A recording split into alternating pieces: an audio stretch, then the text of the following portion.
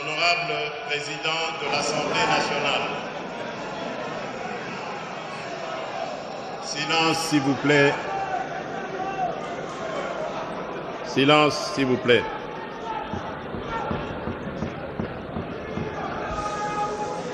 Honorable Président de l'Assemblée nationale, Honorable Président du Sénat, Honorables députés nationaux et sénateurs, distingués invités, Mesdames et Messieurs, mes très chers compatriotes, le 20 janvier 2024, lors de ma prestation de serment pour ce second mandat à la tête de la République démocratique du Congo, j'ai pris devant notre peuple 6 engagements majeurs. Ces engagements se sont traduits en programmes ambitieux, en actions concrètes et en résultats déjà perceptibles.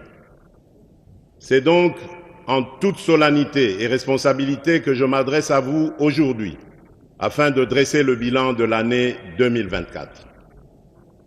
Une année où, malgré d'importants défis, nous avons réalisé des progrès notables, accompli des avancées concrètes et démontré une détermination inébranlable à bâtir une République démocratique du Congo plus forte, plus prospère et plus équitable pour tous. Le programme d'action du gouvernement 2024-2028, adopté par cette auguste Assemblée en juin dernier, demeure notre feuille de route. Malgré les secousses de l'économie mondiale et les tensions géopolitiques, notre pays fait preuve d'une résilience exemplaire et s'adapte avec succès aux enjeux contemporains. Notre économie en pleine transformation présente des signes de solidité encourageants. Nous prévoyons cette année une croissance de 6%, un rythme nettement supérieur à la moyenne de 3,8% attendue en Afrique subsaharienne. Ce résultat, en dépit d'un léger ralentissement, témoigne de notre résilience face aux défis globaux et locaux et offre l'opportunité de consolider les bases d'une économie plus diversifiée, durable et tournée vers l'avenir. En parallèle, un accord préliminaire avec le Fonds monétaire international d'un montant d'environ 3 milliards de dollars fortifie notre position face aux enjeux économiques actuels. Je reconnais cependant que l'inflation constitue une préoccupation réelle pour nos concitoyens. Elle a dépassé au premier semestre le seuil annuel prévu de 11,3% en raison notamment de la hausse des tarifs de transport, hausse elle-même liée au rationnement des produits pétroliers ainsi que de l'augmentation du prix des denrées alimentaires et des boissons non alcoolisées. Le franc congolais a également subi une dépréciation de 4,2% par rapport au dollar américain depuis la fin décembre 2023, renchérissant les coûts des biens importés et accentuant ainsi la pression inflationniste. Néanmoins, grâce à une gestion rigoureuse de nos finances publiques et à une étroite coordination entre le gouvernement et la Banque centrale du Congo, nous avons stabilisé le taux de change. Au 27 novembre 2024, nos réserves internationales atteignaient 6,117 milliards dollars américains, couvrant 14 semaines d'importation, renforçant ainsi notre capacité à faire face aux incertitudes économiques. Pour répondre aux besoins urgents de la population et soutenir notre croissance économique, nous avons stabilisé le cadre macroéconomique, amélioré l'environnement des affaires et mobilisé des financements à des conditions plus favorables. Ces avancées ont élargi nos marges de trésorerie et permis au Trésor public de financer des projets structurants. Elles ont également relancé, dans le cadre d'un plan d'action accéléré, le financement de projets d'investissement essentiels, notamment le programme local des 145 territoires, le PDL 145T, des infrastructures et voiries de province, ainsi que le développement urbain de Kinshasa. De plus, l'avenant au contrat minier signé avec le groupement d'entreprises chinoises a débloqué des fonds pour entreprendre d'urgence les travaux de voirie de la ville-province de Kinshasa, dont la construction des rocades, la route Mboudi, aéroport de Ndjili, via Kimwenza et Ndjili Brasserie, ainsi que plusieurs routes d'intérêt national. Parmi ces dernières figurent les axes Mbujimai-Nguba via Mweneditu, Kanyama-Kasese, Kalemi via Manono et Luena, Mbujimai-Kabinda, Kindu, Bukavu, Goma, ainsi que la route d'Akula dans le Grand Équateur.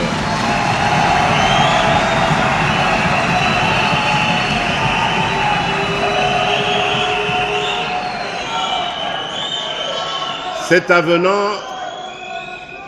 avenant qui augure la deuxième phase du programme Minerais contre infrastructure permettra de doter notre pays des infrastructures routières de près de 7000 km reliant le nord et le sud, ainsi que l'est et l'ouest du pays, en passant par la grande région du centre. L'implémentation de ce programme dans les années à venir va contribuer à la promotion du marché intérieur, à la création d'emplois, à l'accélération du programme de développement à la base des 145 territoires, bref, à la diversification de notre économie nationale et au renforcement de sa résilience. Mes très chers compatriotes, il est vrai que la question de la vie chère s'invite aujourd'hui sur la table des décideurs que nous sommes. Je tiens cependant à rassurer la population. Dès la formation du gouvernement, après ma réélection, j'ai instruit la Première ministre de prendre des mesures urgentes pour protéger et renforcer le pouvoir d'achat des ménages. C'est dans cet élan que plusieurs mesures ont été prises, notamment la baisse des prix à la pompe, la stabilisation des prix des tarifs pétroliers et l'apurement des dettes des sociétés pétrolières. Concrètement, le jeudi 3 octobre 2024, dans la zone ouest, le litre d'essence est passé de 3 340 à 2 990,49 francs congolais.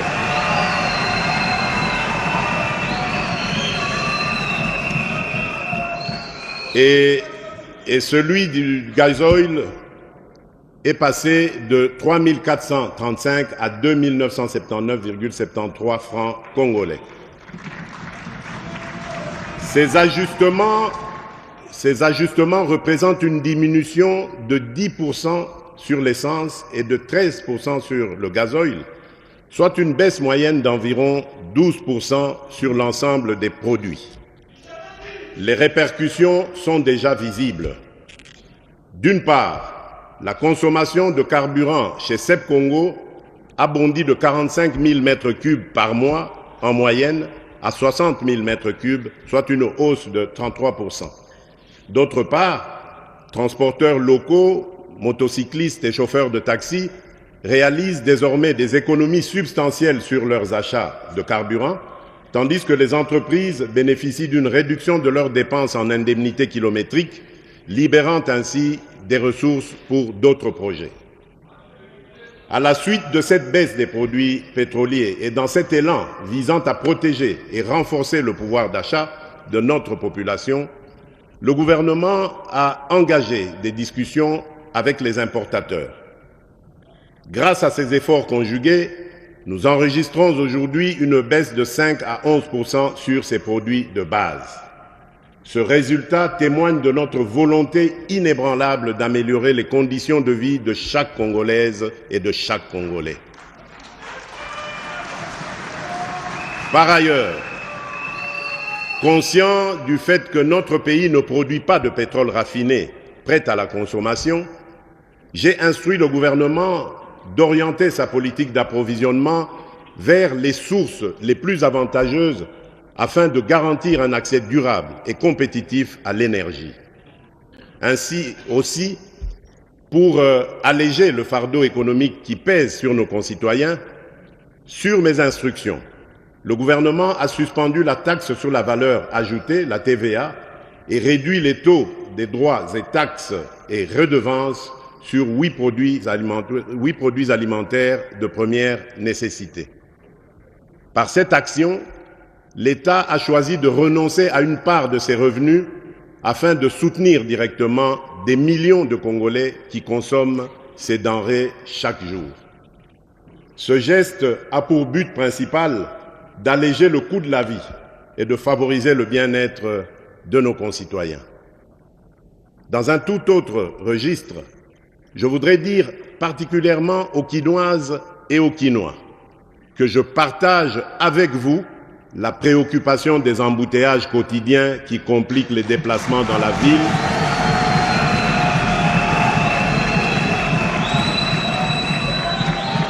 La préoccupation des embouteillages quotidiens qui compliquent les déplacements dans la ville et augmentent le coût de la vie pour nos concitoyens.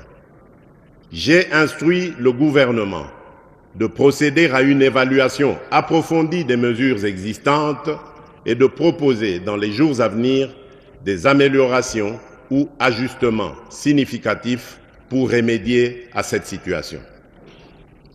Honorable Président de l'Assemblée nationale, honorable Président du Sénat, honorables députés nationaux et sénateurs, distingués invités, Mesdames et Messieurs, mes très chers compatriotes, la République démocratique du Congo s'est dotée du Plan national stratégique de développement, le PNSD 2024-2028, un cadre ambitieux pour concrétiser la vision de développement du pays à l'horizon 2050.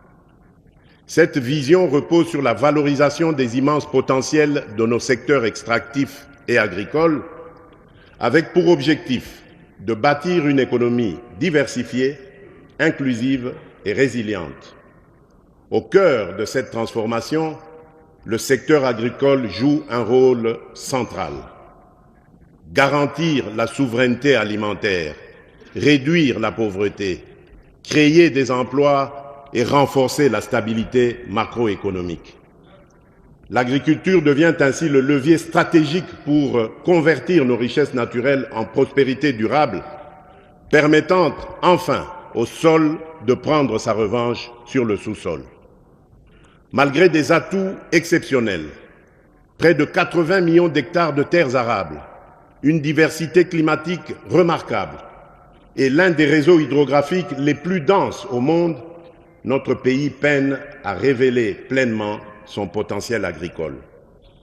Cette sous-exploitation se traduit par des faibles rendements et une dépendance excessive aux importations alimentaires chiffrée à plus de 3 milliards de dollars américains par an.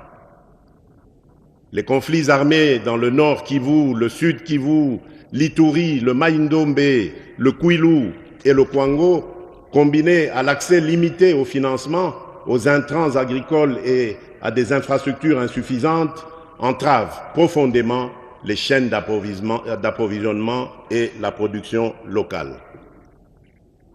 Pour faire face à ces défis, le gouvernement, dans le cadre du programme d'action 2024-2028, a mis en œuvre, dès 2024, des initiatives concrètes visant à redynamiser le secteur agricole. Celles-ci ciblent les producteurs locaux, ménages, coopératives et entrepreneurs afin d'accroître la productivité et de consolider la production nationale. En s'appuyant sur ces efforts, notre nation entend réduire sa dépendance alimentaire, renforcer sa souveraineté économique et faire de l'agriculture le levier d'une croissance inclusive et durable en parfaite harmonie avec les aspirations de la vision 2050. Dans notre détermination de mettre progressivement et efficacement fin à l'insécurité alimentaire à laquelle se trouvent exposés nombreux de nos compatriotes, après l'investiture du gouvernement, des efforts importants ont été déployés pour relever ces défis aussi bien dans le secteur agricole que celui de la pêche et de l'élevage.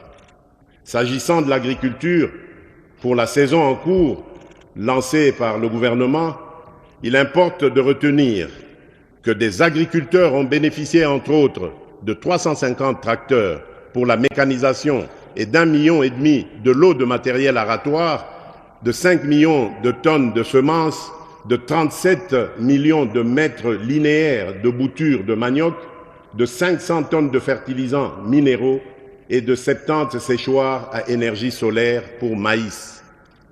Pour faciliter la mobilité,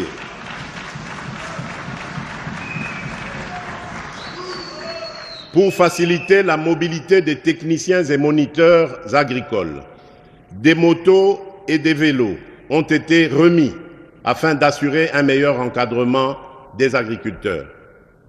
Des facilités à titre d'exonération ont été accordées à plus de 200 entreprises pour l'importation de matières agricoles.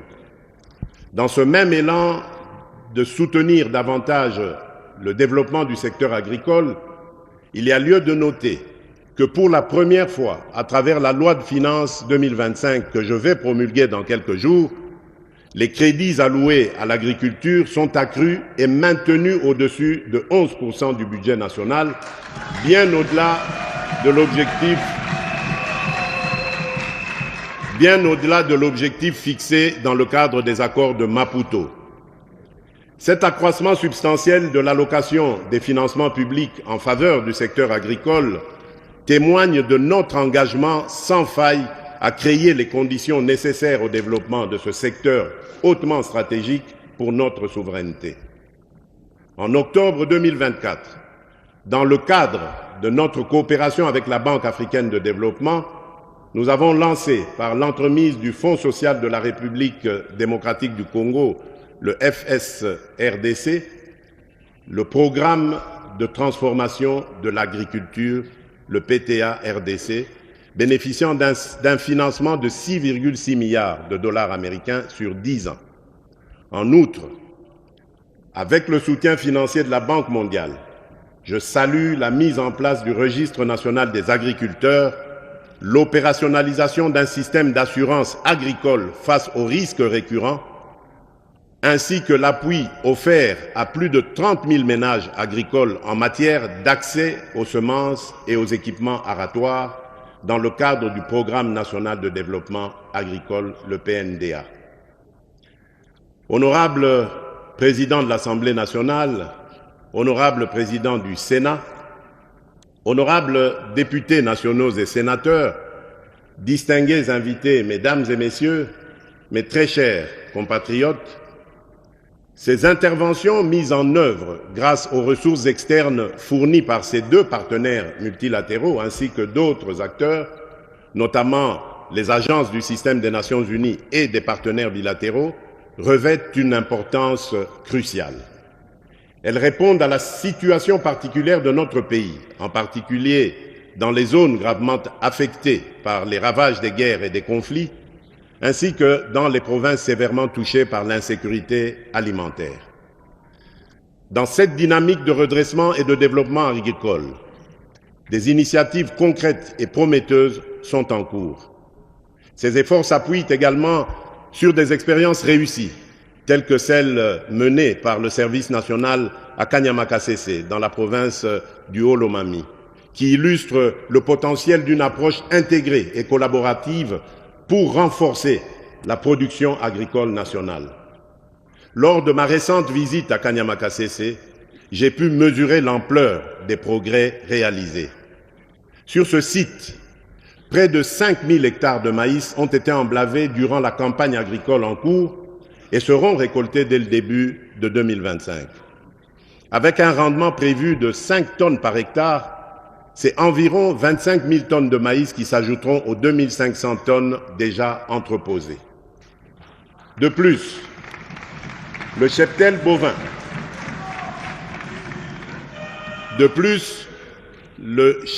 bovin du service national à Kanyamakasese, parti de 1000 bêtes, en compte aujourd'hui 5000, témoignant ainsi de l'essor remarquable de ce programme. Cette expérience exemplaire mérite une attention particulière. La duplication de ce modèle dans d'autres provinces, en étroite collaboration avec les gouvernements provinciaux, constitue une piste d'action prometteuse. Elle repose sur la valorisation des talents de nos compatriotes, autrefois marginalisés, mais aujourd'hui transformés en véritables bâtisseurs de la nation. Cette démarche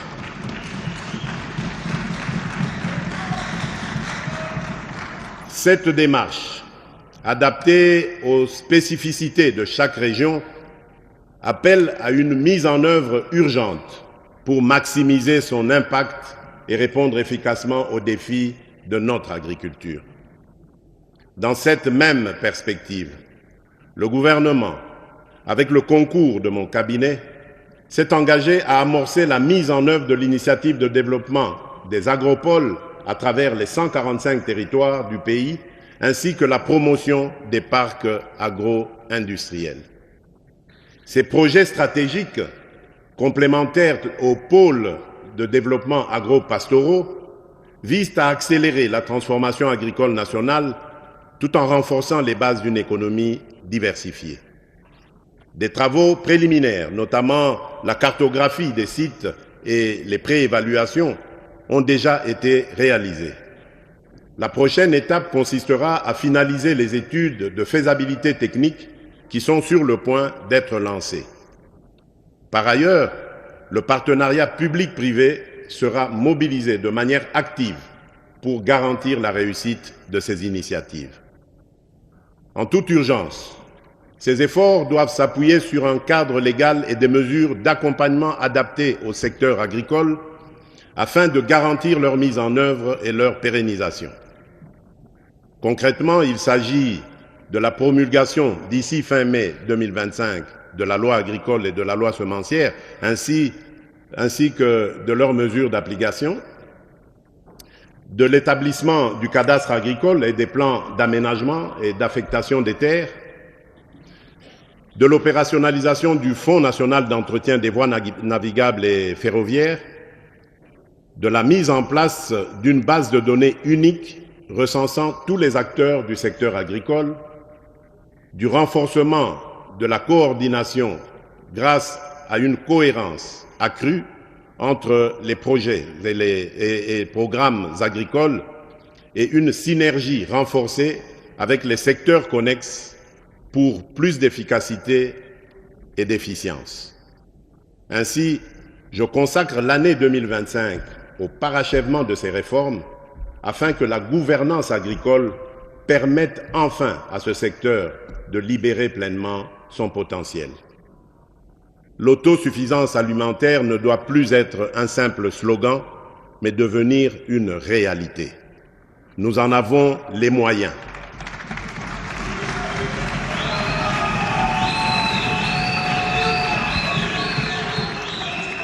Conscient du rôle crucial de la pêche et de l'élevage dans la diversification de notre économie et la sécurité alimentaire, le gouvernement s'est également engagé dans des réformes structurantes. Pour surmonter les obstacles qui freinent l'augmentation de la production animale et halieutique, le ministère de la Pêche et de l'Élevage a distribué intrants et équipements à des milliers de pêcheurs artisanaux, notamment dans les provinces de la Chopo, du Tanganyika et de Kinshasa, renforçant ainsi leur capacité productive. Poursuivant cette dynamique, le gouvernement a honoré ses engagements concernant l'acquisition de 8 bateaux de pêche industrielle. Les dernières formalités et ajustements techniques seront rapidement achevés afin de les mettre en service dans les meilleurs délais. De plus, pour relancer la filière avicole, un programme ambitieux a été adopté en octobre 2024, prévoyant le développement de 8 pôles à travers le pays. Ces pôles soutiendront les petits éleveurs, les fermes et les PME, consolidant la croissance de ce sous-secteur. Pour assurer la viabilité et maximiser l'impact de ces initiatives, je m'engage à allouer des ressources supplémentaires à l'encadrement, à la professionnalisation et à l'accompagnement des pêcheurs et des éleveurs. Enfin, l'Office national de pêche et d'aquaculture verra ses capacités opérationnelles renforcées afin de mener à bien sa mission au service de notre nation. Honorable Président de l'Assemblée nationale, honorable Président du Sénat, honorables députés nationaux et sénateurs, distingués invités, Mesdames et Messieurs, mes très chers compatriotes, le développement de notre secteur agricole ne se réalisera pleinement que si les conditions indispensables sont réunies dans les zones rurales. À ce titre, l'accélération de la mise en œuvre du programme de développement local des 145 territoires constituera une priorité majeure en 2025. Dans ce cadre, le projet de loi des finances 2025, soumis à l'examen du Parlement, prévoit des ressources substantielles pour des investissements stratégiques. La construction de routes de desserte agricole dans le volet 2, l'installation de réseaux d'eau potable et de microcentrales photovoltaïques dans son volet 3, ainsi que l'aménagement de marchés modernes et d'espaces de vie dans son volet 5, tel que défini dans la composante 1 du dit programme. Par ailleurs, la composante 2 du même programme met l'accent sur le renforcement des économies rurales et des chaînes de valeur afin d'améliorer la productivité, d'accroître les revenus des ménages et de consolider la sécurité alimentaire. L'aménagement des voies de desserte agricoles en désenclavant et en connectant les bassins de production jouera un rôle clé dans la dynamisation du secteur agricole et dans le bien-être des populations rurales. Pour l'année 2025, avec le gouvernement, je m'engage à réhabiliter 38 000 km de routes de desserte agricole prévues dans le PDL 145T et 11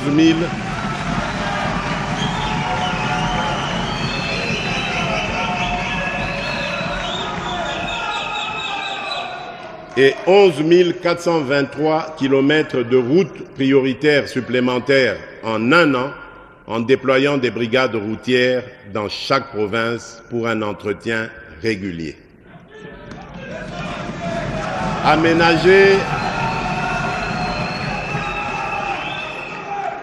Aménager 11 432 km de voies navigables destinées à la desserte agricole et construire des entrepôts portuaires adaptés. Honorable Président de l'Assemblée nationale, honorable Président du Sénat, honorables députés nationaux et sénateurs, distingués invités, Mesdames et Messieurs, mes très chers compatriotes, un pays qui investit est un pays qui croit en son avenir.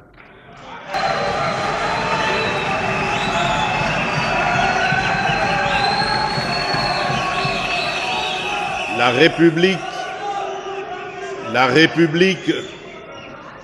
République démocratique du Congo s'inscrit pleinement dans cette dynamique. Je tiens à souligner l'importance de nos projets structurants qui, pas à pas, façonnent notre destin. Ils transforment nos ambitions en réalisations concrètes et insufflent espoir et confiance à chaque Congolaise et à chaque Congolais. Dans la zone économique spéciale de Maluku, une nouvelle usine de fabrication de carreaux et de faïence a ouvert ses portes. Saphir Ceramics DRC SA, puisque c'est d'elle qu'il s'agit, bâtit, grâce à un premier investissement de 40 millions de dollars, crée plus de 1000 emplois directs et des milliers d'emplois indirects tout en dynamisant l'économie locale. Désormais, nous produisons chaque jour 50 000 mètres carrés de carreaux de qualité à prix compétitif, mettant fin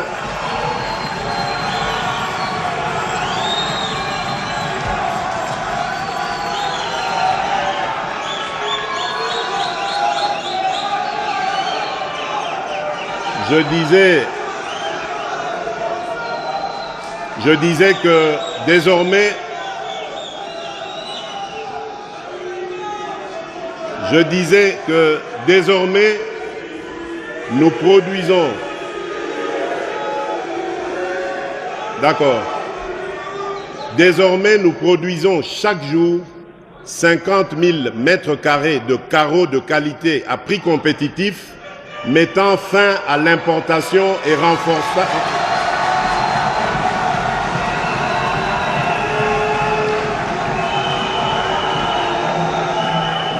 et renforçant ainsi la fierté de consommer congolais.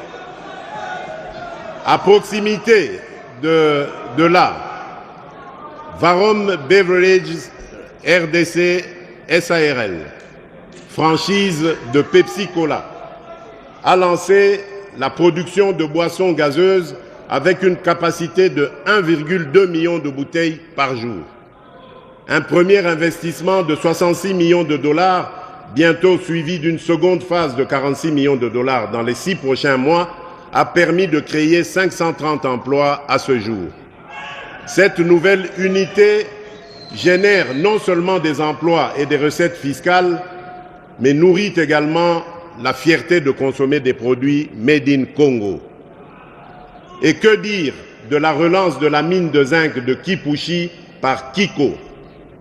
Fort d'un investissement de 923 millions de dollars, ce projet illustre parfaitement notre ambition du réveil du Congo comme un géant au cœur de l'Afrique. Chaque mois,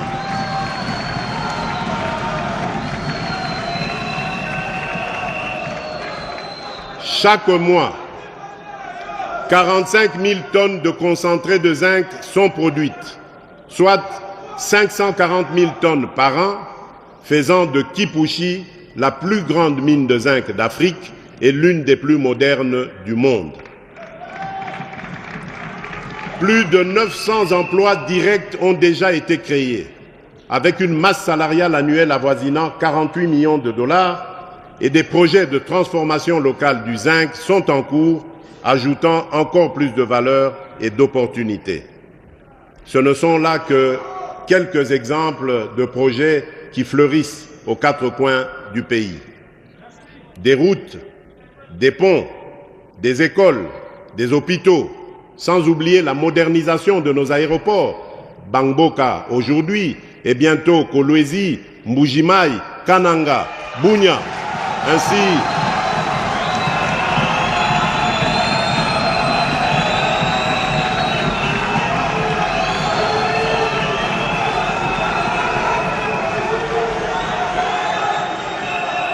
je disais, des routes, des ponts, des écoles, des hôpitaux, sans oublier la modernisation de nos aéroports, Bangboka aujourd'hui et bientôt Kolwezi, Mbujimai, Kananga, Bunia, ainsi que le balisage et l'électrification de l'aéroport de Kalemi.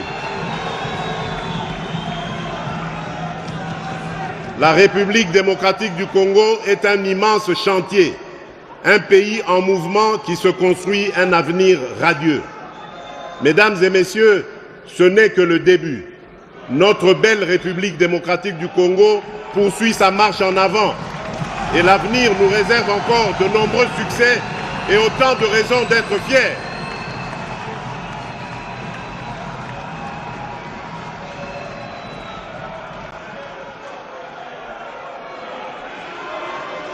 Par ailleurs, la redynamisation de nos entreprises du portefeuille est un impératif pour renforcer leur compétitivité et leur performance. C'est dans ce cadre que nous avons cette année adopté un programme de relance incluant la création d'Air Congo en partenariat avec Ethiopian Airlines, dans laquelle l'État congolais détient 51% des parts, ainsi que la reprise des activités de Congo Airways. En outre, la tenue des États généraux en cours permettra d'adopter des recommandations claires définissant la trajectoire pour relancer l'ensemble de nos entreprises étatiques. Honorable Président de l'Assemblée nationale, Honorable Président du Sénat, honorables députés nationaux et sénateurs, distingués invités, Mesdames et Messieurs, mes très chers compatriotes, la transformation et la diversification socio-économique de notre pays reposent sur le développement d'infrastructures stratégiques dans des secteurs clés tels que les routes, les chemins de fer, le numérique et l'énergie. Dès le début de mon premier mandat, j'ai pris l'engagement de faire du numérique congolais un levier d'intégration et de bonne gouvernance, de croissance économique et de progrès social. Pour réduire la fracture numérique, principalement causée par un déficit d'investissement, nous avons mis en place des incitatifs financiers destinés à attirer davantage d'investisseurs dans le déploiement de la fibre optique. Par ailleurs, nous avons doté nos institutions d'un réseau propriétaire, garantissant une administration publique plus moderne et transparente. De plus, nous avons décidé d'intégrer systématiquement la pose de la fibre optique dans tous les projets de construction et de réhabilitation des routes à travers le pays. À l'horizon 2030, cette initiative permettra à la République démocratique du Congo de se doter de réseaux à large bande interconnectant les grandes régions de notre pays.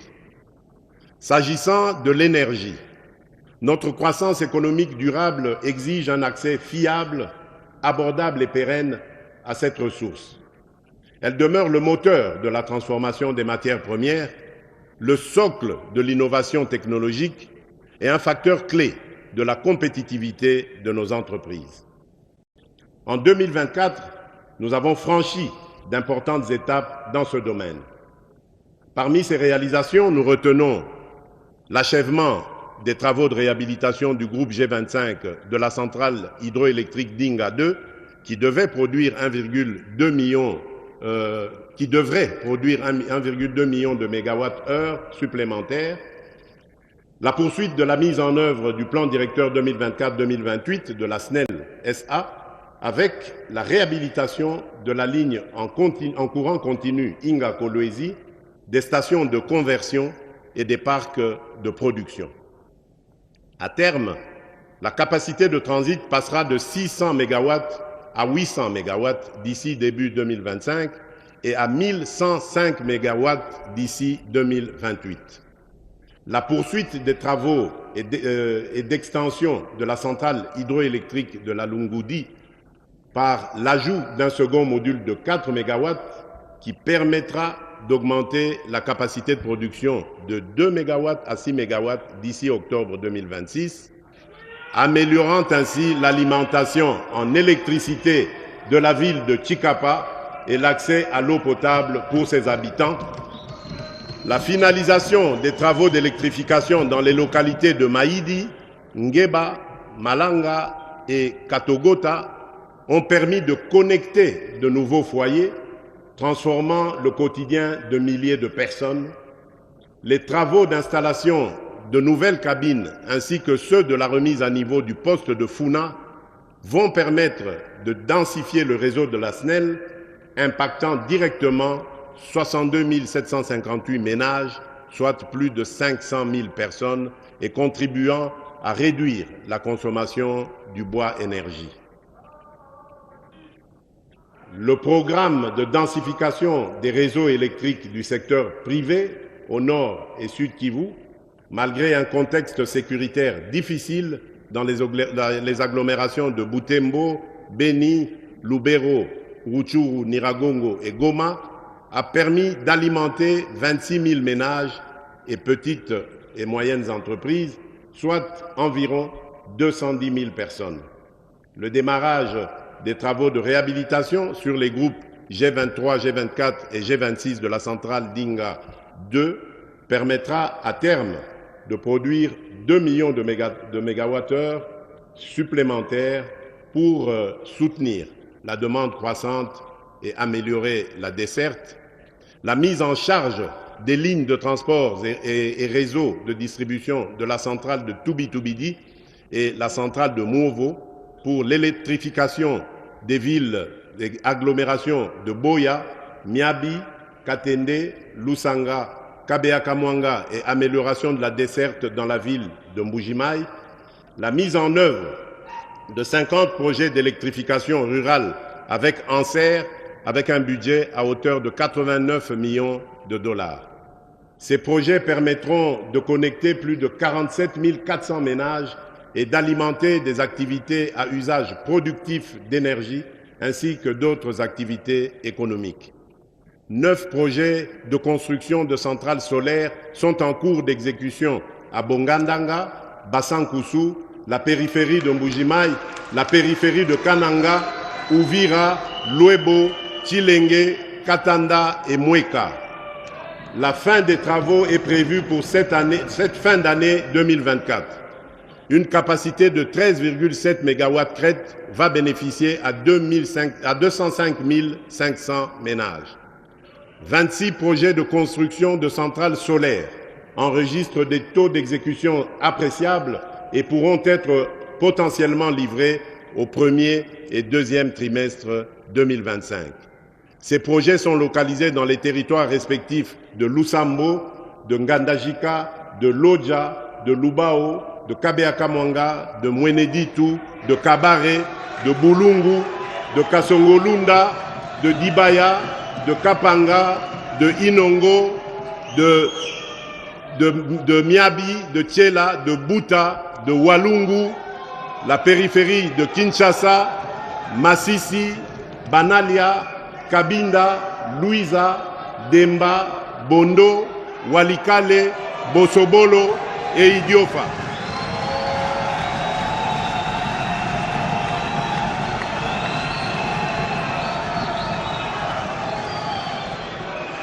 Pour une capacité de 15,9 MW qui vont bénéficier à plus de 238 875 ménages.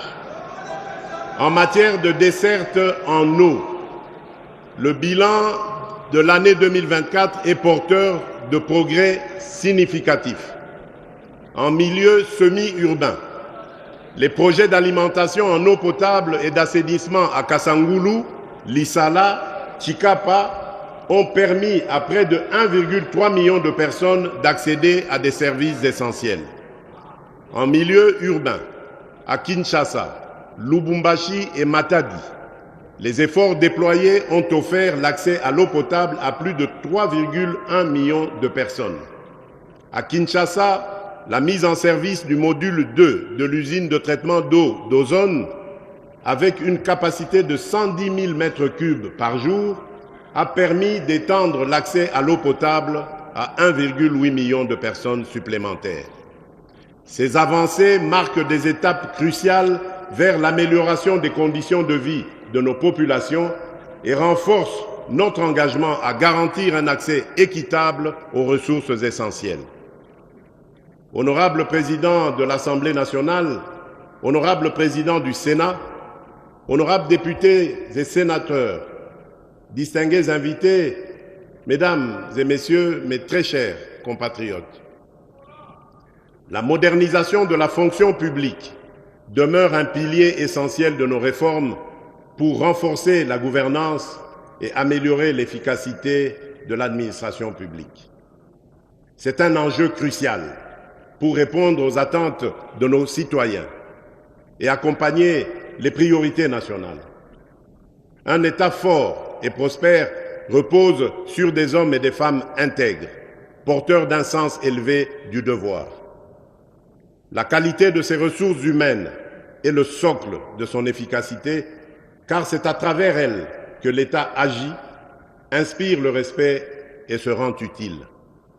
Je tiens à exprimer ma satisfaction pour les avancées réalisées depuis le début de mon premier mandat dans le domaine de l'administration et de la fonction publique.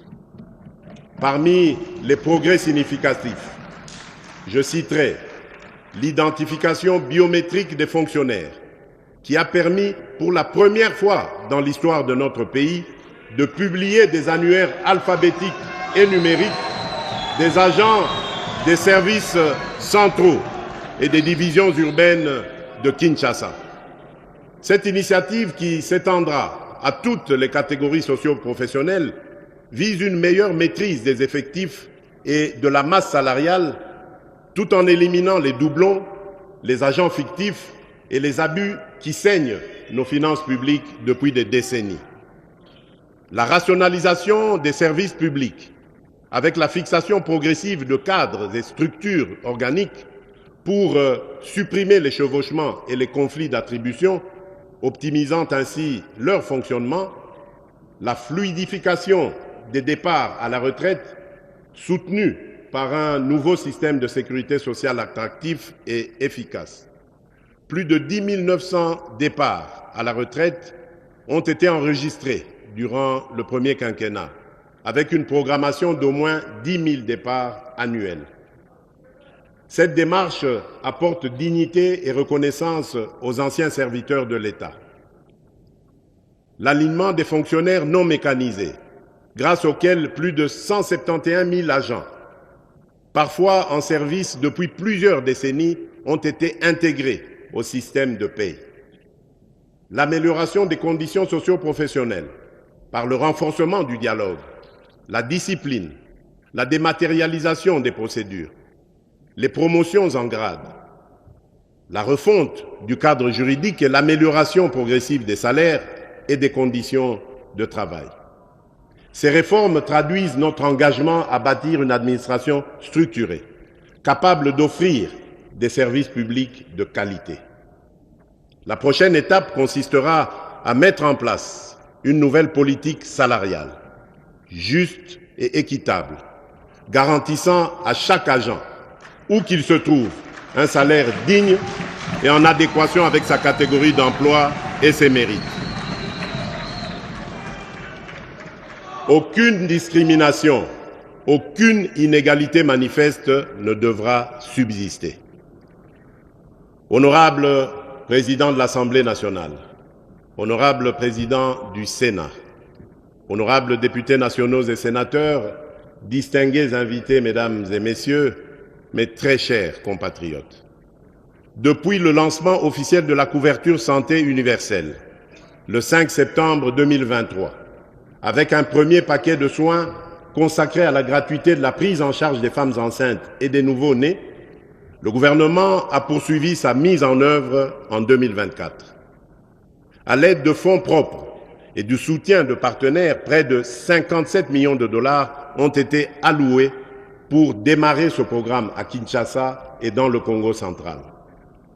Grâce à un financement supplémentaire de 73 millions de dollars obtenu via la restructuration du programme multisectoriel de nutrition et de santé, appuyé par la Banque mondiale, le programme a été étendu à 11 autres provinces, couvrant désormais une grande partie du pays.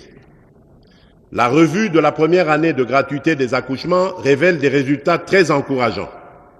Plus de 1,3 million de femmes ont bénéficié de ces services dans 4 300 établissements de soins, tandis que 1 155 structures ont été équipées et 454 000 enfants malnutris ont été pris en charge. Ces efforts ont entraîné une baisse de la mortalité néonatale et une augmentation de l'espérance de vie des Congolais. À ce jour, la gratuité des accouchements est effective dans 13 provinces, avec une extension prévue à l'ensemble des provinces en 2025. Parallèlement, des mesures sont en cours pour assurer la prise en charge des soins de santé des agents publics et de leurs familles avant fin 2025. En outre, le gouvernement a entrepris la digitalisation du système de santé avec le déploiement des kits informatiques dans plus de 300 établissements ainsi que la mise en place du registre social RSU pour identifier les personnes économiquement vulnérables. Ce projet, en phase pilote, a déjà enregistré 413 341 personnes, soit 78 739 ménages dans 6 provinces, avec une cible supplémentaire de 31 500 ménages vulnérables dans la commune de Limete à Kinshasa. Enfin, des réformes ont été lancées pour améliorer la couverture sociale, renforcer le rôle du Fonds social de promotion et de services sociaux afin de répondre efficacement aux besoins des groupes vulnérables en assurant une réponse humanitaire coordonnée et flexible. En dehors du pilier prestation des soins, nous avons mis l'accent sur le pilier construction, réhabilitation et rénovation de nos centres de santé et hôpitaux afin d'y accueillir dignement nos populations. À titre illustratif, nous avons construit l'hôpital général de Kinshasa, désormais appelé le Centre hospitalier universitaire Renaissance de Kinshasa, d'une capacité totale de plus de 2500 lits, faisant de cet établissement l'un des plus grands hôpitaux d'Afrique centrale, ainsi que la modernisation de celui de la Mouya à Mbujimaï, avec 10 bâtiments nouvellement construits. Dans le volet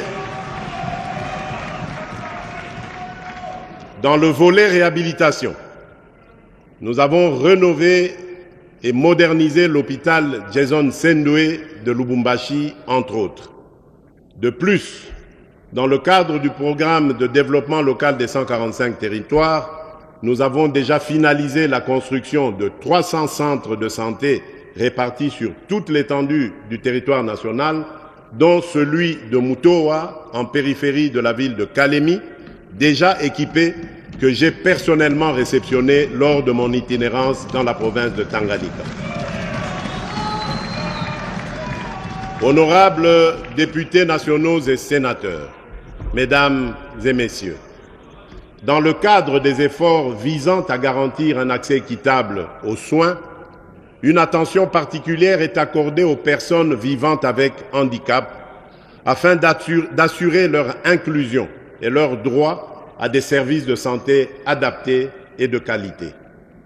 Le soutien à cette catégorie de la population constitue un engagement majeur du gouvernement. Cette année, des réformes légales et réglementaires ont été mises en œuvre pour promouvoir leurs droits, notamment avec la création d'un secrétariat général leur dédié. Cela a permis le recrutement de 2000 agents, dont 60% sont des personnes vivant avec handicap ou issus de groupes vulnérables. Par ailleurs, le Fonds national d'appui à l'autonomisation et à l'accessibilité des personnes vivantes avec handicap a été opérationnalisé. Ce fonds finance des projets visant à renforcer leur autonomie et à lutter contre la pauvreté sur l'ensemble du territoire national. En complément, le gouvernement a débuté l'application d'une des résolutions des États généraux de l'enseignement supérieur et universitaire consistant à réduire les frais académiques pour les étudiants en situation de handicap. Concernant le pilier ressources humaines, au cours de cette année, le gouvernement a poursuivi les efforts en vue de la mécanisation et l'alignement du personnel de santé. En effet, à l'issue de l'atelier résidentiel de Bibois, nous sommes parvenus notamment à l'alignement à la prime de risque pour le 4e trimestre de l'exercice budgétaire en cours de plus de 1000 médecins, 500 agents administratifs, 1500 infirmiers, 50 dentistes, 20 médecins physiciens, 100 vétérinaires, 100 pharmaciens et 700 autres professionnels de santé. Le réajustement salarial de 5157 agents promus en grade, le paiement du second palier de 35% des indemnités de transport et de logement aux médecins, la poursuite des promotions en grade pour tous les agents de santé éligibles, garantissant ainsi une reconnaissance de leur mérite, la régularisation des situations administratives des personnes concernées en vue d'une meilleure gestion. Tout ceci s'ajoute aux efforts déjà consentis en vue de l'amélioration des conditions sociales des prestataires des soins de santé de notre pays, avec un cumul de près de 40 000 alignés, dont plus de 10 000 médecins. Il convient de noter également que depuis mon accession au pouvoir, le respect de nos engagements, notamment en termes de paiement des fonds de contrepartie des vaccins de routine pour les enfants de moins de 5 ans, se situant environ à 16 millions de dollars américains chaque année, contribue à la baisse de la mortalité des enfants sur l'étendue du pays. En termes de perspectives dans le secteur de la santé, en lien avec l'atteinte des objectifs de développement durable, la priorité sera accordée à l'extension de la gratuité de la maternité et la prise en charge du nouveau-né sur l'ensemble des 26 provinces. Il en sera de même pour le démarrage du paquet de soins de base qui concernera les policiers, les militaires et les fonctionnaires ainsi que leurs dépendants pour, à terme, couvrir l'ensemble de la population. Le gouvernement s'engage également à doter chaque province d'un hôpital de référence afin de mettre un terme aux déserts médicaux.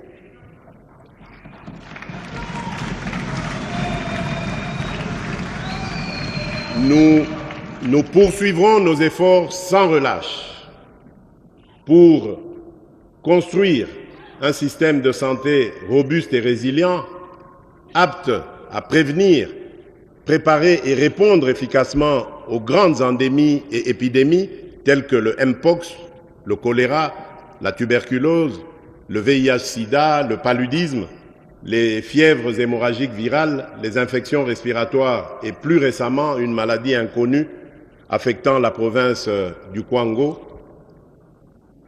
Nous nous engageons aussi à investir dans la production locale de médicaments, de vaccins et d'autres intrants de santé afin de mieux gérer les crises récurrentes, réduire notre dépendance aux importations massives et créer, ce faisant, plusieurs milliers d'emplois pour notre jeunesse. Toujours dans le registre de prise en charge, nous avons initié le projet d'appui au bien-être alternatif des enfants et jeunes impliqués dans la chaîne d'approvisionnement du cobalt, le PABEA Cobalt, dans les provinces du Haut-Katanga et du Lualaba. Ce projet vise à éradiquer la présence et le travail des enfants dans les mines artisanales de cobalt.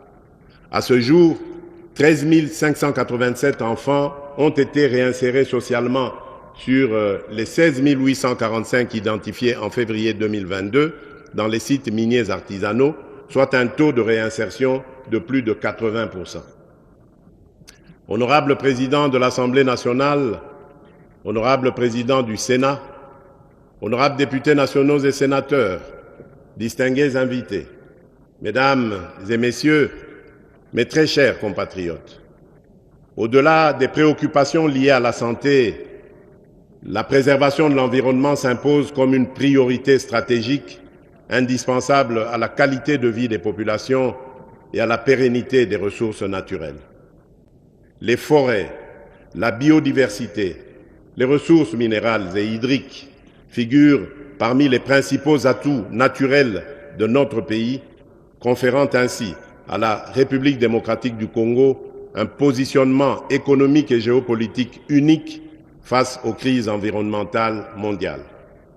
La gestion durable de ces ressources, en réponse aux engagements internationaux, représente un impératif pour assurer le bien-être des populations actuelles et des générations futures.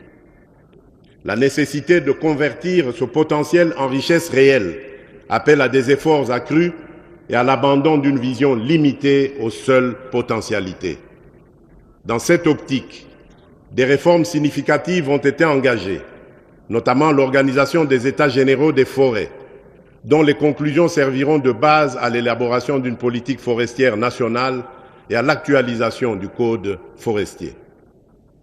Parallèlement, un processus d'élaboration d'un plan stratégique pour la gestion durable des tourbières a été lancé, visant à protéger cette ressource naturelle tout en générant des bénéfices pour le pays. En outre, le projet de création d'une aire protégée communautaire de plus d'un demi-million de kilomètres carrés, dénommé Couloir vert Kivu-Kinshasa, marque un engagement supplémentaire en faveur de la conservation. Destinée à devenir la plus vaste aire protégée au monde, ce couloir vert contribue aux objectifs internationaux tels que l'initiative 30x30 et le défi de Bonn. Ce couloir vise à préserver et à restaurer les forêts tropicales humides, les tourbières et d'autres écosystèmes cruciaux, tout en favorisant l'agriculture de conservation indispensable à la résilience climatique et au développement durable. Tout en saluant les différentes initiatives en cours, j'appelle le gouvernement à accélérer la mise en œuvre des réformes engagées en vue de doter notre pays des meilleurs instruments juridiques, institutionnels, politiques ainsi que des normes environnementales indispensables à la gestion responsable de nos écosystèmes. Honorables députés nationaux et sénateurs, mesdames et messieurs, lors de la COP29 sur le climat tenue à Bakou en Azerbaïdjan, les pays développés ont pris l'engagement de mobiliser annuellement d'ici 2035 300 milliards de dollars américains pour financer des initiatives climatiques dans les pays en développement. Pour permettre aux pays de tirer pleinement parti de ces financements, des réformes structurelles s'avèrent indispensables. L'amélioration de la capacité d'absorption des financements climatiques passe notamment par une évaluation et une actualisation rapide de la contribution déterminée au niveau national, la CDN, afin de mieux identifier les besoins en adaptation au changement climatique et de diversifier les sources de financement disponibles. La mobilisation effective du secteur privé constitue également une priorité stratégique incontournable.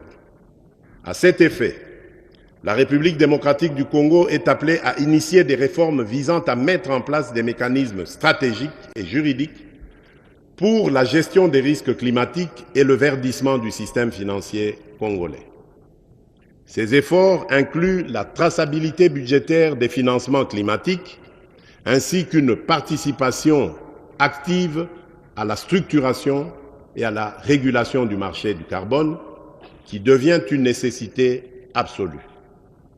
Par ailleurs, le renforcement du cadre de coordination et d'orientation de l'aide au développement ainsi que de la finance climatique figure parmi les priorités majeures du gouvernement pour l'année 2025. Ces initiatives visent à aligner les ambitions climatiques du pays avec les opportunités de financement international, tout en assurant une gestion durable et transparente des ressources mobilisées dans la continuité des efforts pour préserver l'environnement et garantir un développement durable. La gestion des déchets émerge comme un enjeu central nécessitant des actions concrètes pour réduire leur impact sur les écosystèmes et améliorer les conditions de vie des populations. Ainsi, depuis le mois d'août dernier, nous avons lancé le programme de gestion des déchets d'équipements électriques, électroniques et pneumatiques, le DEEP, pour financer les opérations d'assainissement à travers le pays, grâce à la perception de l'éco-contribution auprès de tous les importateurs de ces types d'équipements vers notre pays. La réussite de ces multiples efforts ne pourra être possible que dans une perspective de collaboration interinstitutionnelle avec le renforcement du partenariat public-privé. Ceci nous permettra d'assurer la valorisation à grande échelle de ces déchets et de créer ainsi un modèle d'économie circulaire dans notre pays. Dans cette optique, le gouvernement a décidé d'accorder des facilités fiscales et parafiscales à certaines sociétés qui opèrent dans le secteur des déchets plastiques à Kinshasa. Parallèlement aux défis environnementaux, l'éducation nationale reste un pilier fondamental pour le développement socio-économique, en formant les générations futures et en renforçant les capacités humaines nécessaires à la transformation du pays. Honorables députés nationaux et sénateurs, mesdames et messieurs, comme vous le savez, j'avais fait de la gratuité de l'enseignement primaire une des principales priorités de mon premier mandat. Au cours des dernières années, nous avons réalisé des avancées significatives. La prise en charge à ce jour par le Trésor public de 279 145 enseignants nouvelles unités, aussi bien au niveau maternel, primaire que secondaire, ainsi que le personnel des bureaux gestionnaires, témoigne à suffisance notre détermination à améliorer notre système éducatif. C'est à ce même titre que le gouvernement a organisé au mois d'août dernier des assises de la commission paritaire gouvernement banc syndical de l'éducation nationale et nouvelle citoyenneté à Bibois afin d'assurer l'assainissement du fichier paie et l'identification des enseignants non payés dans le but de déterminer l'enveloppe salariale devant être projetée au cours de l'année 2024-2025. Tous ces paris gagnés méritent d'être consolidés afin d'assurer l'amélioration des conditions socio-professionnelles des enseignants ainsi que les infrastructures scolaires. Dans le cadre des efforts visant à renforcer le système éducatif, le gouvernement a intensifié son engagement en faveur de la science et de l'innovation, donnant un nouvel élan au développement national à la suite du conclave du génie scientifique congolais. Parmi les actions majeures entreprises cette année figurent l'organisation et l'institutionnalisation du Forum du génie scientifique congolais, destiné à promouvoir l'excellence scientifique et l'innovation, l'opérationnalisation du Fonds national de la recherche scientifique et de l'innovation technologique visant à soutenir les projets de recherche et les initiatives innovantes, la création de l'incubateur de génie scientifique congolais, chargé d'accompagner les chercheurs, inventeurs et innovateurs dans la maturation de leurs résultats de recherche, le lancement des travaux de construction du premier centre public de radiothérapie et de radiopharmacie en partenariat avec l'Agence internationale de l'énergie atomique. Ces initiatives marquent une étape décisive dans la valorisation du potentiel scientifique et technologique de la RDC au service du développement durable. Honorable Président de l'Assemblée nationale, honorable Président du Sénat, honorables députés nationaux et sénateurs, distingués invités, mesdames et messieurs, mes très chers compatriotes, malgré les progrès réalisés dans plusieurs domaines, la question sécuritaire demeure un défi majeur.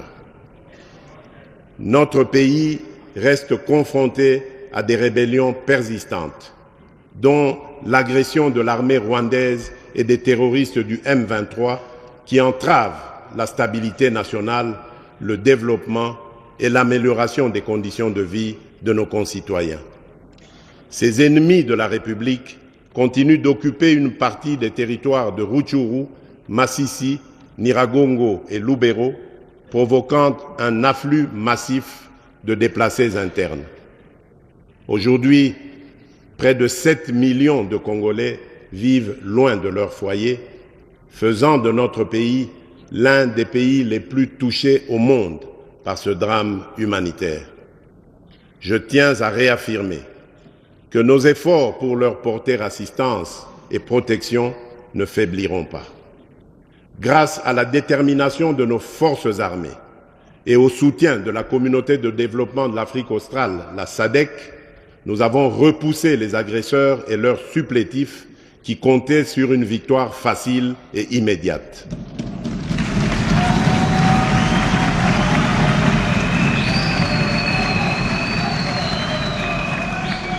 Je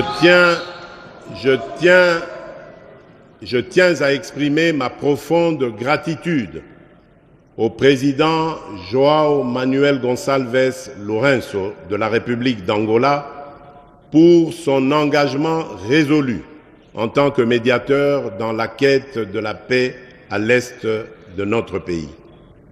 Je remercie également la SADC qui vient de renouveler d'une année le mandat de sa mission en République démocratique du Congo, la SAMI d'IRC, témoignant ainsi de son attachement au principe de sécurité collective et de son appui dans le processus de pacification. L'opérationnalisation du plan de programmation militaire lancé l'an dernier et poursuivi cette année rendra nos forces armées plus efficaces sur le terrain. J'ai la conviction que cette approche contribuera à rétablir définitivement la paix et à préserver l'intégrité territoriale de notre nation. C'est ici l'occasion de saluer la mémoire de nos vaillants militaires, des forces de résistance, les Wazalendo, et des soldats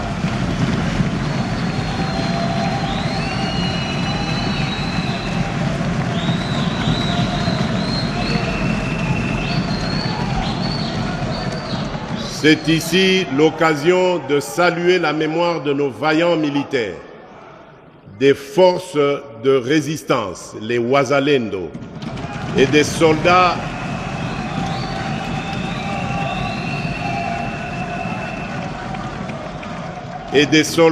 de pays amis tombés pour défendre l'intégrité de notre territoire, ainsi que celle de tous nos compatriotes injustement fauchés par la guerre, la violence, la maladie ou les calamités naturelles. En leur honneur, je vous invite à vous lever et à observer un moment de recueillement.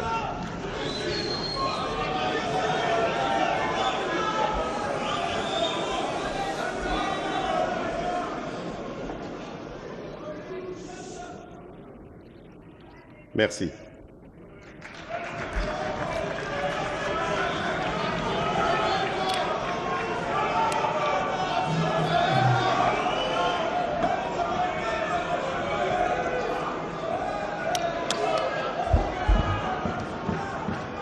Honorables députés nationaux et sénateurs, mesdames et messieurs, au-delà des déplacements massifs de population provoqués par la guerre, un phénomène alarmant s'observe. Le dépeuplement progressif de certains territoires stratégiques, suivi de leur repeuplement par des populations étrangères implantées par le Rwanda. Cette dynamique soulève des enjeux majeurs en termes de souveraineté nationale, d'équilibre démographique et de cohésion sociale, nécessitant une réponse urgente et coordonnée. S'agissant de l'état de siège, j'ai instruit Madame la Première ministre de procéder à l'évaluation sur le terrain des mesures de son assouplissement décidées l'année passée. Des décisions appropriées seront prises au regard des recommandations issues de la dernière mission interinstitutionnelle effectuée dans les provinces du Nord Kivu et de l'Ituri, du dispositif transitoire et graduel de l'état de siège. En ce qui concerne le banditisme urbain, particulièrement le phénomène Kuluna, je suis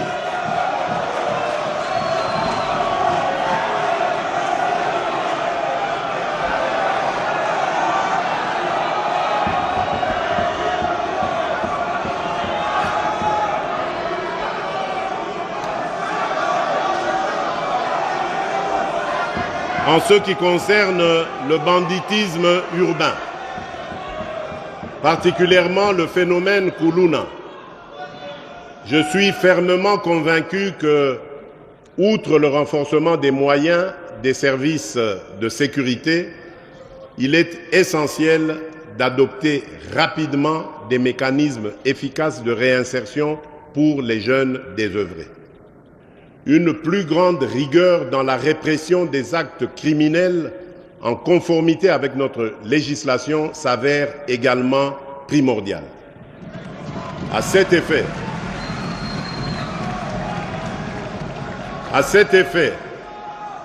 le gouvernement a lancé le processus de dotation en matériel roulant à la police nationale et aux administrations et aux administrateurs de territoire pour leur itinérance. Aussi, dans le cadre de la participation directe des citoyens à la gouvernance sécuritaire, il a été mis en place des comités locaux et provinciaux de sécurité. Ce processus a déjà permis l'élaboration pour la ville de Kinshasa des plans locaux de sécurité dans les communes de Kisenso, Matete, Bumbu, Lingwala, Ngaba, alors que ceux des communes de Makala, Kimbanseke, Ndjili, Selembao, Massina sont en cours d'élaboration.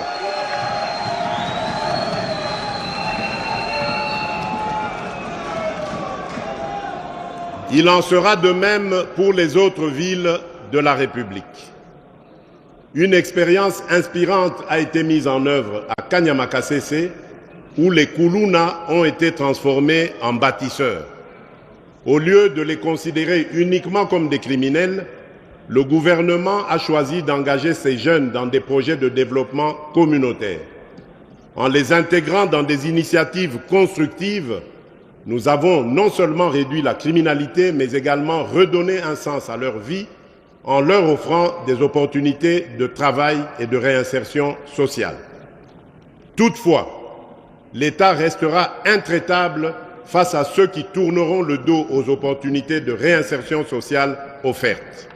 Face à eux, la loi s'appliquera dans toute sa rigueur. Honorables députés nationaux et sénateurs, honorables députés nationaux et sénateurs, mesdames et messieurs, s'agissant toujours de la question de la sécurité, il est essentiel de relever particulièrement que le domaine des affaires coutumières, l'une des sources non négligeables de certains conflits susceptibles de générer de l'insécurité à grande échelle, doit aussi attirer l'attention du gouvernement. Au cours de l'année écoulée, le gouvernement a entrepris plusieurs initiatives pour assainir ce secteur afin d'anticiper sur les conflits. Parmi ces initiatives, on peut noter le lancement d'une vaste opération pour résorber les crises nées des litiges d'origine coutumière.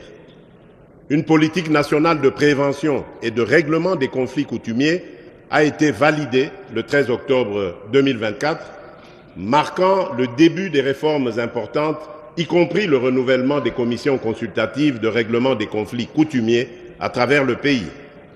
La tenue des audiences foraines à Kinshasa les 4 et 5 novembre 2024 et à Goma le 14 novembre 2024 pour traiter les conflits coutumiers et communautaires. Ces initiatives se poursuivront dans d'autres provinces par le ministère en charge de la question. Les activités de médiation et de réconciliation menées à ce jour dans les provinces du Sud Kivu, du Mai-Ndombe, de la Chopo et du Tanganyika, en vue de pacifier les zones touchées par des conflits intercommunautaires. La certification des entités coutumières pour contribuer à la régulation de leur administration et à la mise en place de données fiables pour la gestion de ce secteur, la reconnaissance des chefs coutumiers par la signature d'arrêtés ministériels collectifs en vue de renforcer la sécurité juridique et rétablir l'autorité de l'État, le projet pilote de reconnaissance et régularisation de plus de 350 chefs coutumiers au Haut-Ouélé, envoyant un signal fort aux autres provinces sur l'engagement du gouvernement à toucher toutes les entités coutumières, la protection et la promotion des droits des peuples autochtones qui demeurent une priorité dans notre programme. Les affaires coutumières sont un pilier de notre société et un vecteur de paix. En renforçant le rôle des chefs coutumiers et en améliorant la gestion des affaires coutumières, nous contribuerons à la stabilité de notre pays et à la cohésion de nos communautés. Mes chers compatriotes, autant avec l'arrivée des éleveurs Mbororo dans le Haut-Ouélé en quête de pâturage qu'avec les diverses communautés ethniques dont regorge notre pays, le contrôle des terres est un problème qui a engendré des tensions entre les communautés locales, exacerbées par des conflits liés aux ressources et des actes de pillage. Pour répondre à cette situation, le gouvernement a initié plusieurs actions, notamment le dialogue intercommunautaire, le renforcement de la sécurité, la mise en place de programmes d'intégration, la sensibilisation aux droits et devoirs. Ces mesures visent à apaiser les tensions et à instaurer une coexistence durable entre les communautés visiteuses et les populations locales, tout en garantissant la sécurité et l'équité pour toutes les parties concernées. Honorable Président de l'Assemblée nationale, honorable Président du Sénat, honorables députés et sénateurs, distingués invités, Mesdames et Messieurs, mes très chers compatriotes, l'un des leviers essentiels pour assurer efficacement la sécurité des personnes et de leurs biens, tout en protégeant les investissements et en favorisant la croissance économique, est la justice. Fidèle aux dispositions de notre Constitution et épaulé par nombre de nos compatriotes qui œuvrent souvent au péril de leur vie, je n'ai jamais ménagé mes efforts pour instaurer un véritable état de droit. Nous partageons l'objectif de disposer d'un appareil judiciaire solide, apte à mettre fin à l'impunité et à garantir l'égalité de tous devant la loi.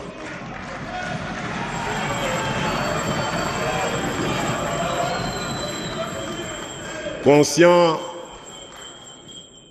des défis qui freinent encore le bon fonctionnement du système judiciaire, nous avons engagé des actions concrètes. Après le recrutement par voie de concours de 5000 nouveaux magistrats, civils et militaires, un premier contingent de 2500 a déjà été nommé, formé et déployé. Un processus est déjà entamé pour la prochaine vague.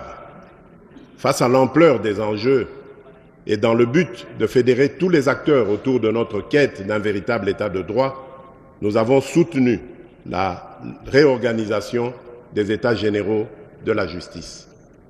Les recommandations qui en sont issues guideront des réformes structurelles profondes comme l'amélioration des conditions de travail et de la gestion du personnel judiciaire, la construction d'infrastructures juridiques et pénitentiaires respectueuses des droits humains, le renforcement de la discipline au sein de la magistrature et l'intensification de la lutte contre l'impunité. Honorable Président de l'Assemblée nationale, honorable Président du Sénat, honorables députés nationaux et sénateurs, distingués invités, Mesdames et Messieurs, mes très chers compatriotes, face aux défis sécuritaires persistants, la diplomatie joue un rôle crucial en mobilisant le soutien international, en renforçant les partenariats régionaux et en plaidant pour des solutions durables aux crises qui affectent le pays. Elle devient un levier indispensable pour appuyer les efforts nationaux et promouvoir la paix et la stabilité dans la région. Cette année, la République démocratique du Congo s'est affirmée sur la scène internationale en tant qu'acteur incontournable, résolu à défendre ses intérêts et à promouvoir des partenariats durables au service de notre développement.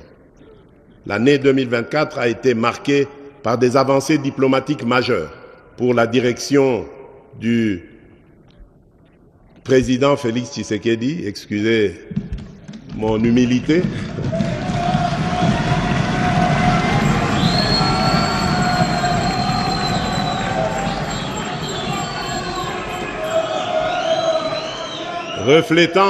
reflétant l'engagement de la République démocratique du Congo à promouvoir ses intérêts stratégiques sur les scènes régionales, continentales et internationales.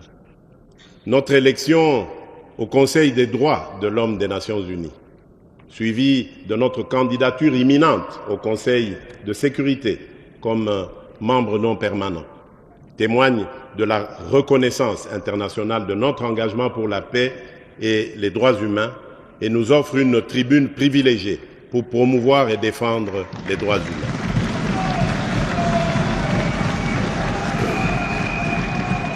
La présentation officielle de notre candidature à un siège non permanent au Conseil de sécurité de l'ONU témoigne de notre détermination à assumer davantage de responsabilités au sein de la gouvernance mondiale.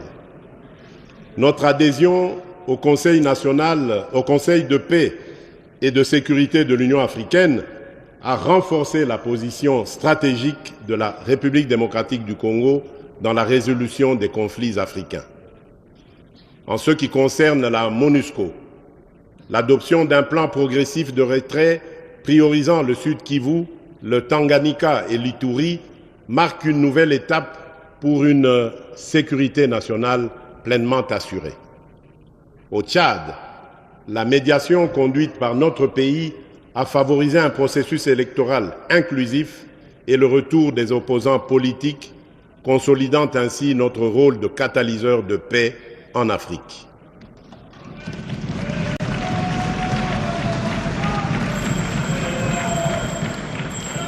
Par ailleurs, notre participation au Forum sur la coopération sino-africaine, le FOCAC, s'est traduite par la signature d'accords clés avec la Chine, touchant notamment les infrastructures, l'énergie et les mines, tout en veillant à une exploitation équilibrée de nos ressources stratégiques, en particulier le cobalt et le cuivre.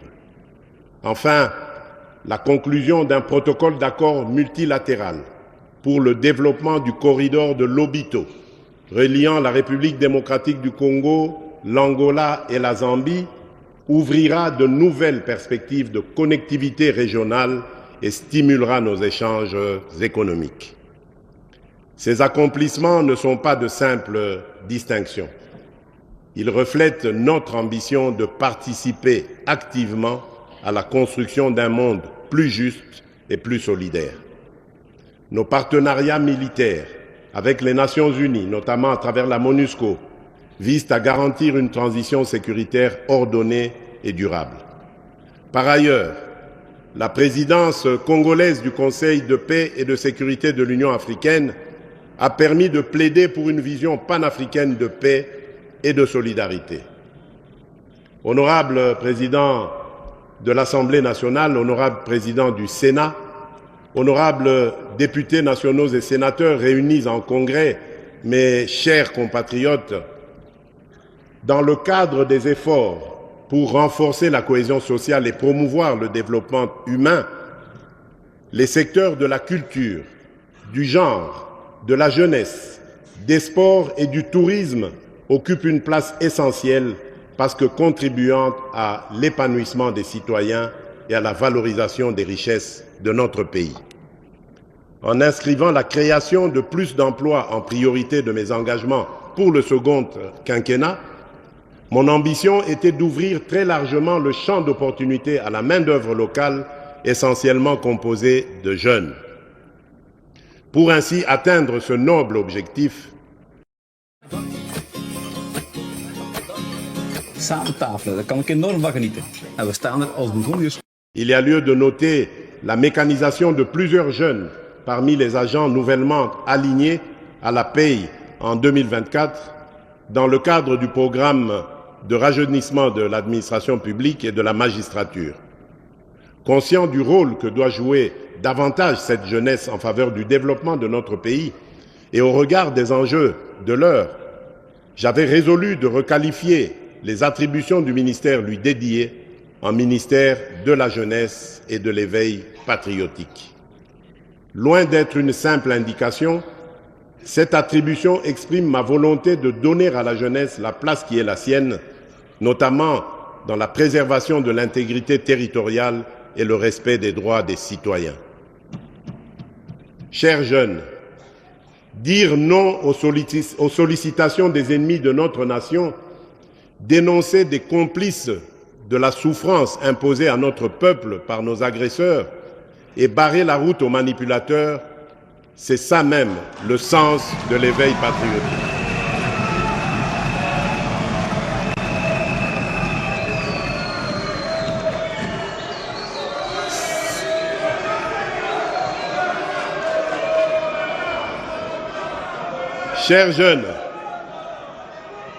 Chers jeunes, dire non aux sollicitations des ennemis de notre nation, dénoncer les complices de la souffrance imposée à notre peuple par nos agresseurs et barrer la route aux manipulateurs, c'est ça même le sens de l'éveil patriotique.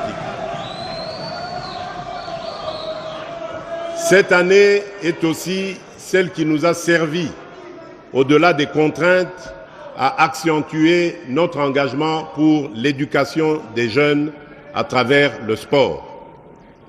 Ainsi, pour activer le réveil du sport congolais, plusieurs disciplines ont reçu le soutien du gouvernement central et de la population en général, donnant une énergie supplémentaire aux athlètes qui composent nos équipes nationales et nos clubs.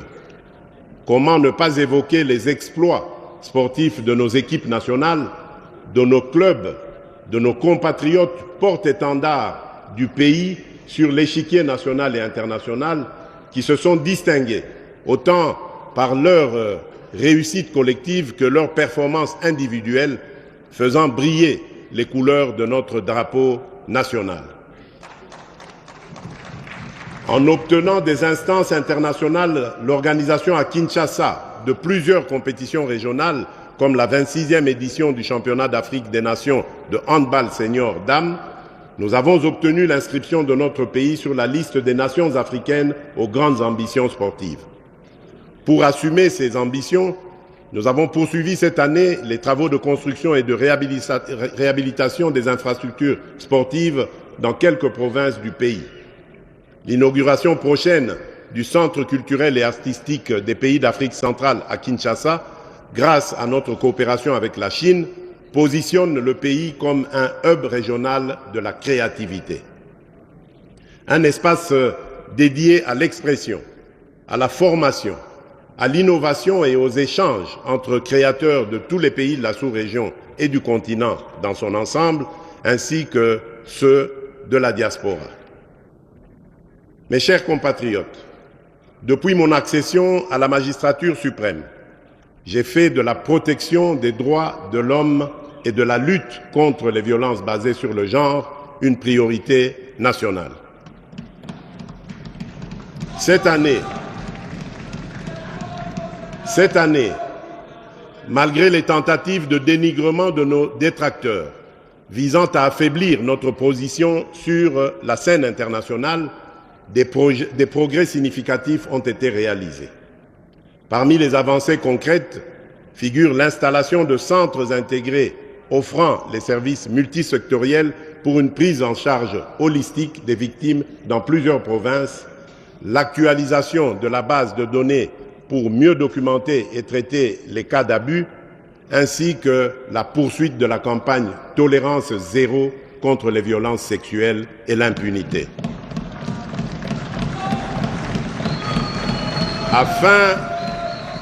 Afin de renforcer le cadre normatif en matière de justice transitionnelle, conformément à nos engagements internationaux, 3 documents majeurs ont été transmis au gouvernement pour examen. Il s'agit de l'avant-projet de loi portant principes fondamentaux relatifs à la justice transitionnelle en République démocratique du Congo, de l'avant-projet de loi organique modifiant et complétant la loi organique numéro 13/011B du 11 avril 2013 relative à l'organisation, au fonctionnement et aux compétences des juridictions de l'ordre judiciaire. Il s'agit enfin du projet de politique nationale sur la justice transitionnelle. Ces actions traduisent notre détermination à bâtir une société où les droits de chacun sont protégés et respectés.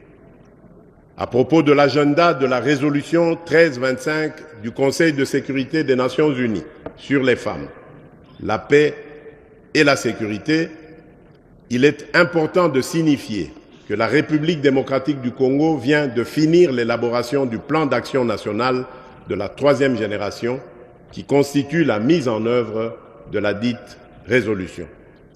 Ce plan d'action intègre un nouveau pilier sur les conflits émergents dus notamment aux catastrophes naturelles et au blanchiment de capitaux.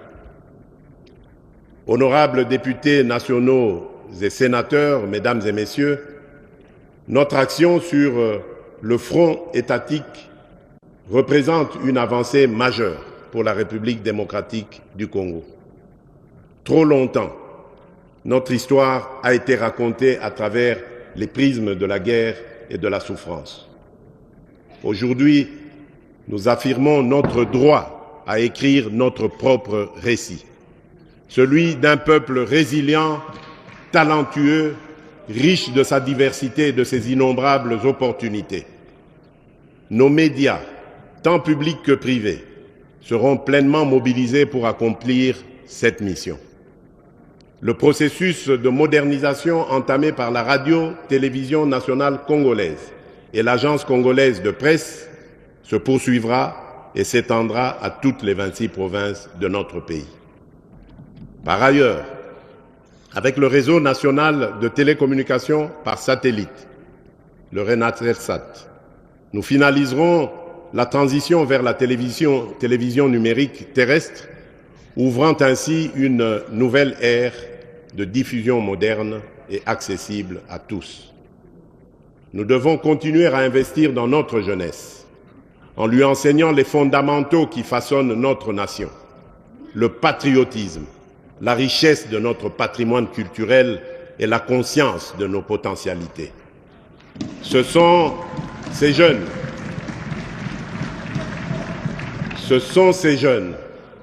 nos éclaireurs, qui porteront demain le récit inspirant de notre pays.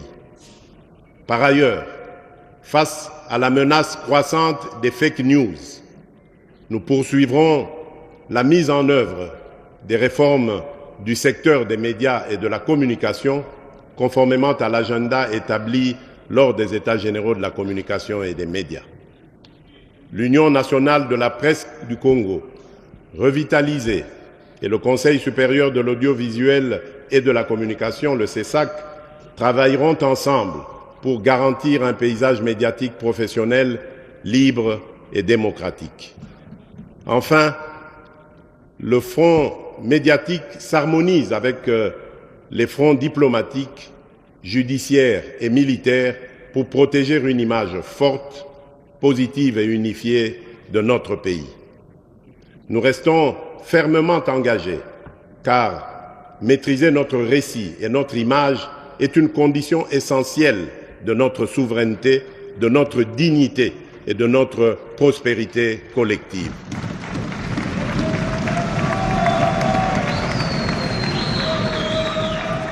Honorable Président de l'Assemblée nationale, honorable Président du Sénat, honorables députés nationaux et sénateurs réunis en congrès, mes chers compatriotes, pour terminer ce discours sur l'état de notre nation, je dois rappeler que cette première année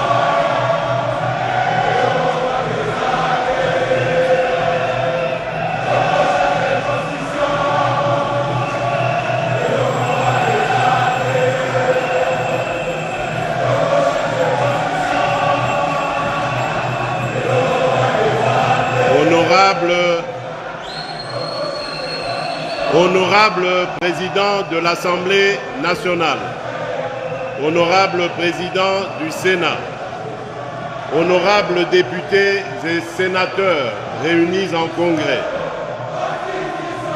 Mesdames et Messieurs, distingués invités, mes très chers compatriotes, pour terminer ce discours sur l'état de la nation, je dois rappeler que cette première année de mon nouveau mandat a été marquée par un démarrage raté, ou plutôt retardé, j'allais dire, notamment en raison du temps nécessaire mis pour la désignation de la Première ministre et la mise en place des institutions conformément aux prescrits de notre Constitution. Ces délais, bien que contraignants, étaient indispensables pour respecter les échéances et les procédures fondamentales de notre démocratie. Cependant, cette situation nous invite à une réflexion commune. Il est peut-être temps d'engager une réflexion nationale sur une réforme constitutionnelle.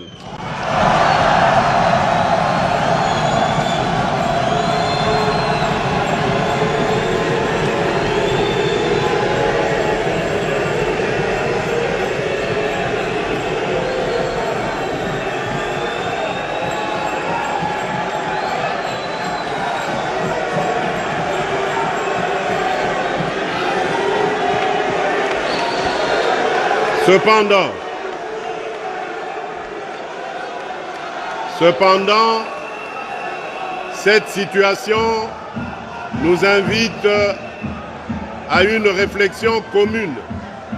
S'il vous plaît, silence s'il vous plaît. Cependant, cette situation nous invite à une réflexion commune. Il est peut-être temps d'engager une réflexion nationale sur une réforme constitutionnelle afin d'éliminer les failles qui ralentissent le fonctionnement de notre appareil étatique. Cette démarche consiste uniquement à lancer une initiative visant à inviter nos compatriotes à une réflexion sincère pour bâtir un cadre institutionnel plus adapté aux réalités et aux aspirations de notre peuple.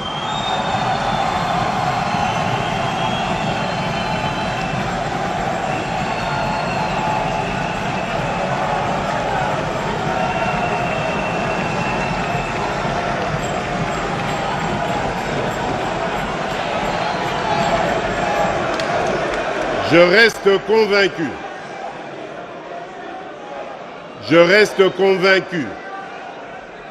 que malgré les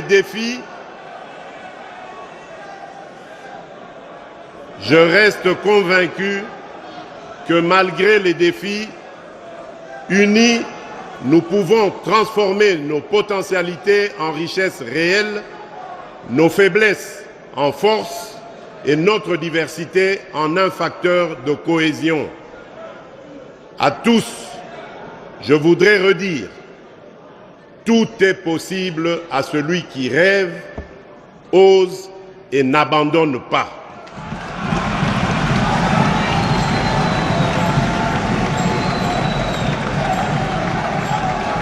C'est dans cet esprit que je réaffirme mon engagement indéfectible à servir la République démocratique du Congo et son peuple. Que vive la République démocratique du Congo, que Dieu bénisse la République démocratique du Congo et son peuple.